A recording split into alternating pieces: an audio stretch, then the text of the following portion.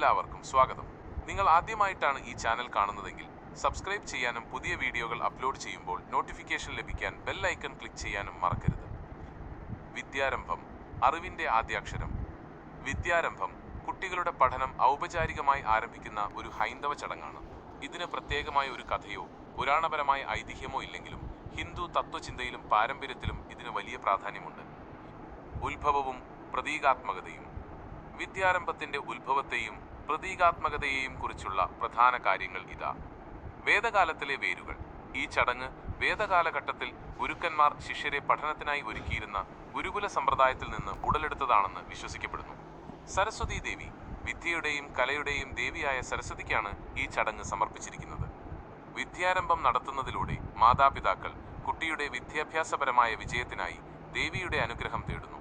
വിജയദശമിയിലെ സമയം. നവരാത്രിയുടെ അവസാന ദിവസമായ വിജയദശമിയിലാണ് ഈ ചടങ്ങ് നടത്തുന്നത്. തിന്മയുടെ മേൽ നന്മ നേടിയ വിജയം ആഘോഷിക്കുന്നതിനാൽ മഹിഷാസുരനുമേൽ ദുർഗാദേവി നേടിയ വിജയം ഈ ദിവസം വളരെ ശുഭകരമായി കണക്കാക്കപ്പെടുന്നു. പ്രതീകാത്മകമായ പ്രവർത്തനങ്ങൾ. ചടങ്ങിലെ ഓരോ പ്രവൃത്തിക്കും അതിൻ്റെതായ അർത്ഥങ്ങളുണ്ട്. അരിയിൽ എഴുതുന്നത് അറിവ് വളർന്ന് വികസിക്കുമെന്നതിനെ ഇത് സൂചിപ്പിക്കുന്നു. സ്വർണ്ണമോതിരം കൊണ്ട് എഴുതുന്നത് ഇത് പരിശുദ്ധിയെയും ദിവ്യമായ ജ്ഞാനത്തെയും സൂചിപ്പിക്കുന്നു. ഗുരു കൈപിടിച്ചെഴുതുന്നത് കുട്ടിയുടെ ജീവിതത്തിൽ ഗുരുവിനുള്ള നിർണായകമായ പങ്കിനെ ഇത് ഊന്നിപ്പറയുന്നു.